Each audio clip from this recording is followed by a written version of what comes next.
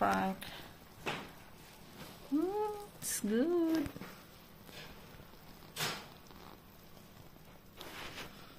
Nice. Delicious. Ito niya na rin yung croque monsieur namin ni Sam. Siyempre, yan. Croque monsieur. Croque monsieur.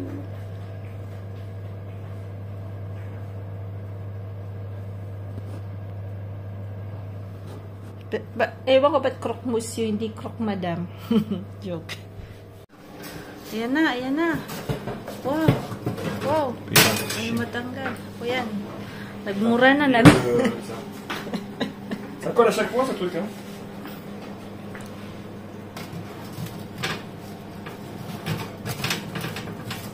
En fait, dès que ça commence à... Wow. Je sais pas si ça vient bien, tu feras goûter. Ça, c'est beau, ça. Ça va? Ça vous a rigolé? Wow.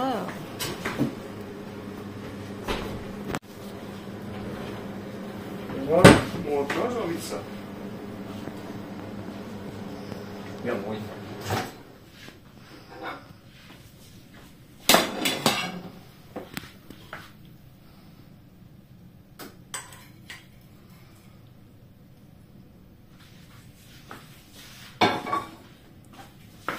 C'est beau quand même que l'ardon dessus, hein.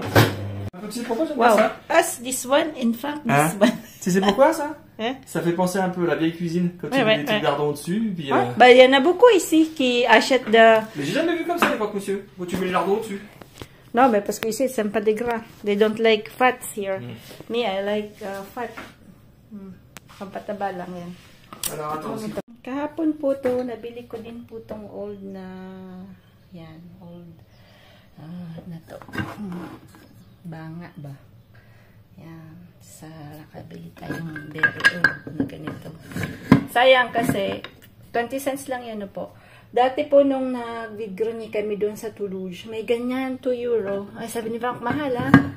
Di ko binili tuloy.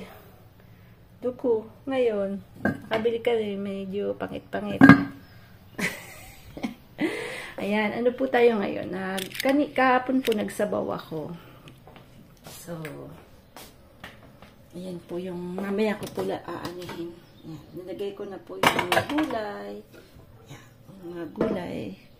Kasi medyo lumamig na konti. Para medyo masarap po yung, may ano po tayo, may soup. Tapos mag-aadobo lang po ako. So, yung adobo lang naman, yung medyo to yung adobo na po. Yan, medyo magulo ang buhay namin dito. Mamaya, panghapon po ako today, hanggang 7:15 po yung ano ko, yung pasok ko. So, mamayang 1 o'clock hanggang 7:15 po yung pasok ko. So, buong maghapon hanggang 7 po. So, ayan yung adobo. Pwede pong anuhin yan, yung anuhin natin. Para medyo mas malasa. Kaya lang, pagka naman hiniwa mong ganon, si parang medyo ang liit. Tapos parang yung buto-buto maliliit. So, hindi na natin po siya aanihin. Hindi na natin ihiwain. Labetin na lang natin yung ano. Yan na lang. Uy, mangurol ng ano ko Mangurol.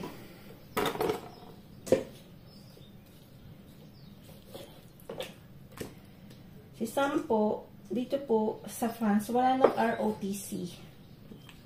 Ewan ko sa Pinas kung may ROTC pa rin. So, pero meron po silang 1 day na parang engagement sa military, no po. Lahat po, pati babae, na age ni Sam, 17 to 18, before going to to college, sa university po, meron po silang 1 day na parang civil something. Yun po yung parang ROTC sa atin. So, kanina pong hanggang 8 o'clock hanggang 4 PM po yung ano niya.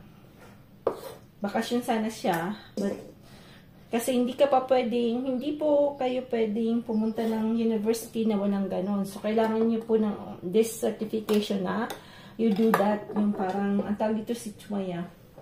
So, sa ano po yun, sa base ng military. Pero malapit lang dito sa amin, sa Perpignan po, sa center ng Perpignan. Meron po kasi ditong military base na po. So, doon po si Sam pumunta. Pati yung iba niyang classmate din. Kasi ngayon, bago po, next, ano na po kasi, next school enrollment, ano na po si Sam, university na po siya. So, it's either sa Quebec siya, or dito sa France. So, dito kasi medyo, hindi po ikaw, magpipili po kayo ng school. Ganito po yung dito, yung, parang may inscription po sila.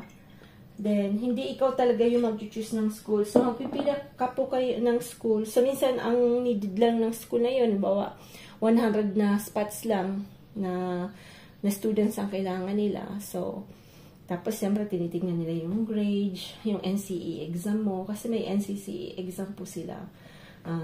This end of, mga July po yun. May NCE po si Sam. So, dapat po medyo mataas yung grade niya doon. So, tapos, pipila po siya ng school. Pero yung school, pipili din ng mga student na gusto nilang papunta sa school nila. So, hindi gaya sa atin na pupunta ka sa school. Diba dati ganun po? Diba gusto niyo pong mag-enroll sa UST, University of the East. So, magte-take po kayo ng entrance exam. Pag nakapasa kayo, okay na. Dito hindi. May inscription po sila sa mga by government. Choose ka ng ilang school, tapos sasabihin sa'yo na na-accept ka doon. Parang gano'n. So, minsan, ang lalayo po. Yung mga courses, minsan kay Sam, sa ano po siya, Britain. So, it's around 800 kilometers. Malapit yung sa Atlantic Sea, no? In front of, ano po yun, yung Britain is in front of England, yung space ng Atlantic Sea, tas katapat po nun is England na po. So, doon po siyang mag-school, or it's either pupunta po siya ng Quebec. Ayan na po yung adobo natin. Nadadaldal na naman ako. So, medyo, ngayong year na to, medyo, ano po kami, stress gawa ng mga bata na, yung bagong, ano po ng buhay nila, no? So, big steps ng buhay nila. Si Osh pupunta ng China. Siyempre, pagka-parents ka po, medyo stress kayo kasi siyempre, yung mga batang yan, hindi naman po talaga nasanay na wala kami. So, every time they need help, nandiyan lang po kami sa tabi-tabi. So, kaya naninibago po kami. Ayan. Ito kasi gusto ni Frank na gupitin ko siya. Magpapagupit sa akin si mamaya si Frank. Gugupitan ko po siya. Walang po kasi nagugupit sa kanya. Ever since na kami ng mag-asawa na po. So, mabilis lang naman po gupitan yung buhok niya. Hindi naman, ano. So, ayan, olive oil lang po. We'll put some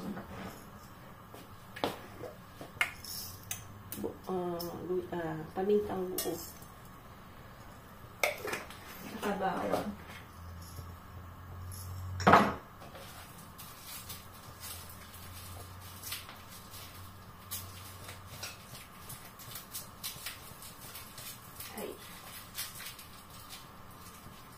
Tigas nito ah. Ayaw magpaano ah. Kung kasirola na yan. Ano po yan, mainit masyado. So, mabilis po siyang uminit. Ayan. So, papaanin muna natin. Parang piputin natin yung konti. Yung ano.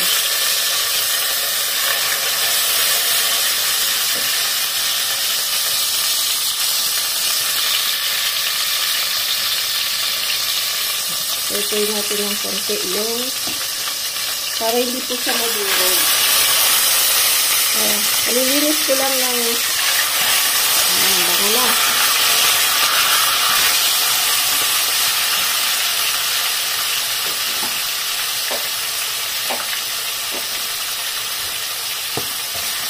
Yan natin ang pampabango. Pepper, bell pepper.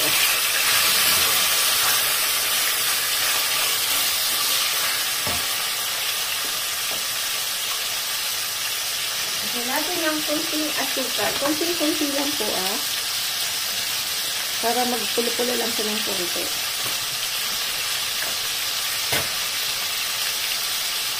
Then mamaya lalagyan natin ng anghang para manghang ng konti. So, ilang ganun lang. Adobong, simple lang po ito. Adobong manok na may atay.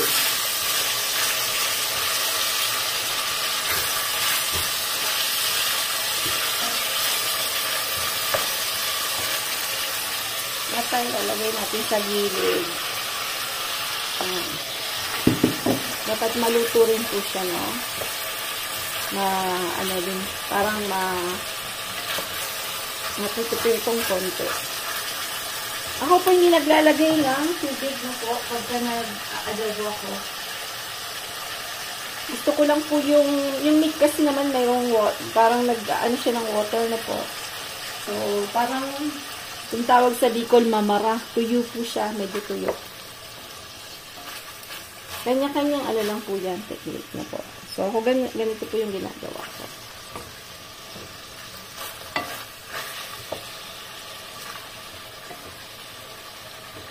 Gusto ko sanang lagyan ng langka. Wala na pala po ang langka.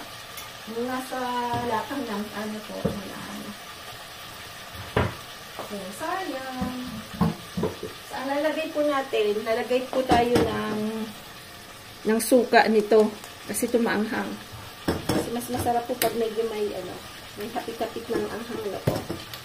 So, anong oras na lang?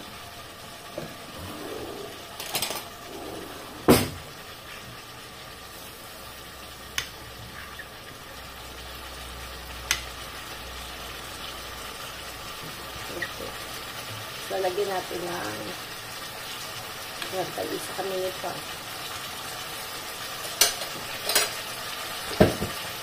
Lagyan natin ng sili. Lalagyan natin ng dahon ng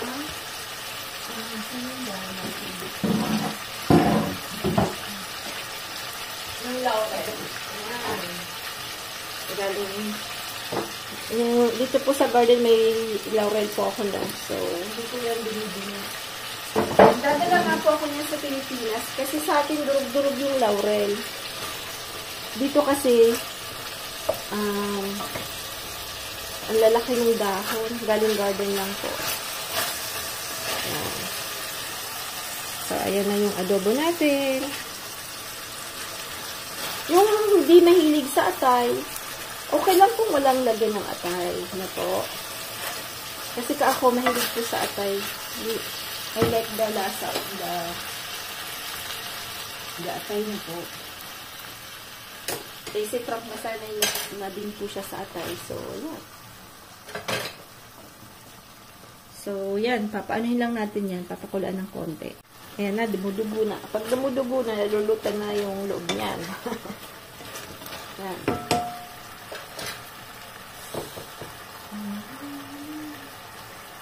Wala na pala akong luya.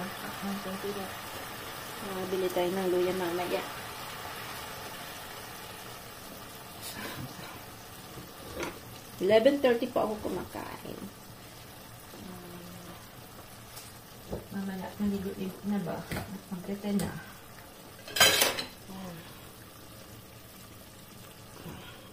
Ate, takipan natin. Pong matutong dahil ginupitan ko po si Frank. Nasa labas po kami, hindi ko na po na video na po. Nakalimutan ko, naka-on pala to. So, ayan, medyo para po maiba naman, lalagyan po natin ng spinach na po. Kasi wala po kami gulay. Ano lang po yan, frozen po yung spinach.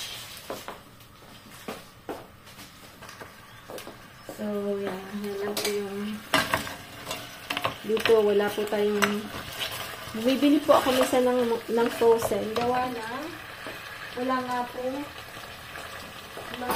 pagka wala po akong fresh na gulay, yun po yung nalagay ko. Nalagyan natin yung gata para masarap. Ayan.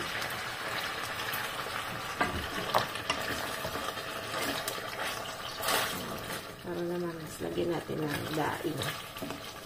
Daing. Parang akala mo nasa Pinas lang.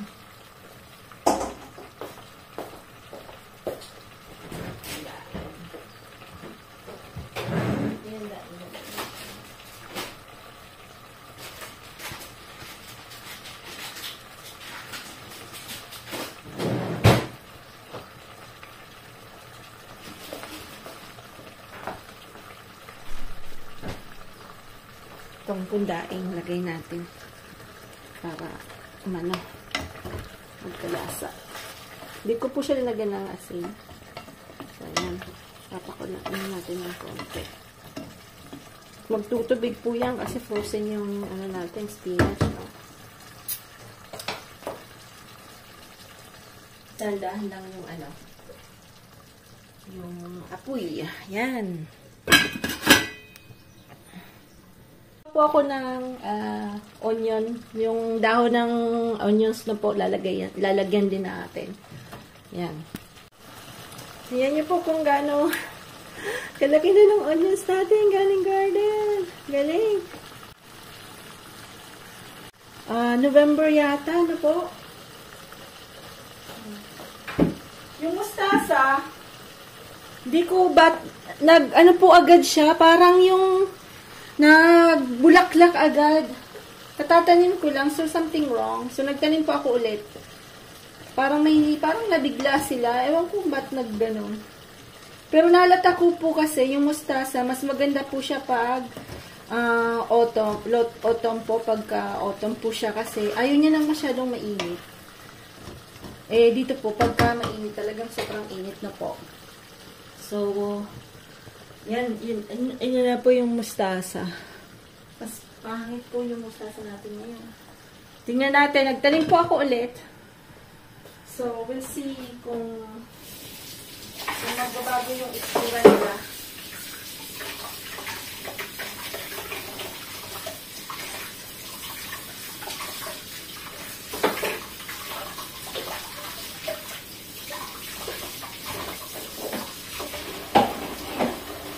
Onions po, maganda po yung onions natin. Pulo na yung sabaw natin po, ayan.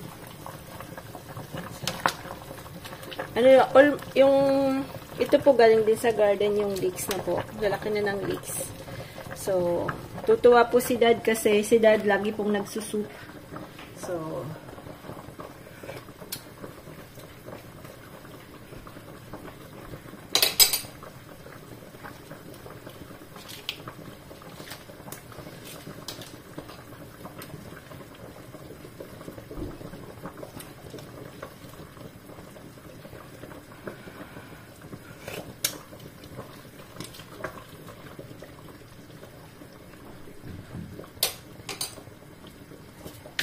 lagyan natin ng asin.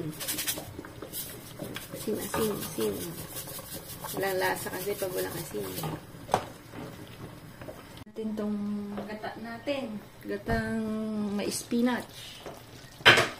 Yung spinach kasi parang ano po siya.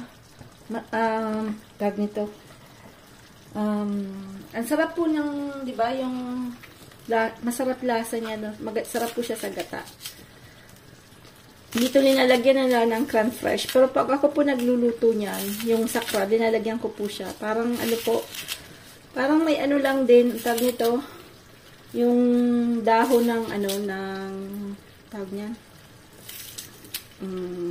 Nakalimutan ko na naman. Laing, no? Yung dahon lang ng laing. Parang namimiss ko kasi yun eh. Dito wala po talaga. Next time po magdadala ako ng nung gabi. Ewan ko kung meron pa sa farm noon, Sika Farmer. Ewan ko lang po kung meron po siya. Yan. Tingnan nyo po, parang ano na rin sarap na po yan. Ano lang po kasi, yung dito nga po yung bawal po magwash. Joke. Siyempre pong, yung mga Pinay, marirelate po nila po yung dito po sa place namin, hindi gaya ng sa Canada, na ang dami pong na Pinoy, no? Dito po sa lugar ko, wala pong gaanong Pinay. Siguro ako lang nga dito. So, almost pagpupunta po kayo sa mga, tawag nito, sa Chinese supermarket, Asian store, So, karamihan pong nandun is more on Chinese na food. So, yung mga Pilipino pong food, wala po. Pero meron din pong tilapia, ganon. But almost you can find is mga, ano po, yung pagkain sa Chinese na po. So, pero okay lang po. Kasi ako naman po nagtatanim. So, yung mga gulay-gulay na namimiss ko po, gaya niya, nagtanim po ako ng sitaw. So, hopefully, sana magkaroon po tayo ng sitaw. Nagtanim din po ako ng kangkong. So, pag summer naman, yung mga gusto ko pong kainin, tinatanim ko na lang po. Kasi nga, wala po akong makukuhanan dito na po. Wala pong source na pwedeng mapagbihan, gano'n. Abilidad lang po talaga. So, syempre yung mga wala pong garden, yun lang pong sadly. Kasi syempre, pag wala kang garden, saan ka naman magtatanim, di ba po?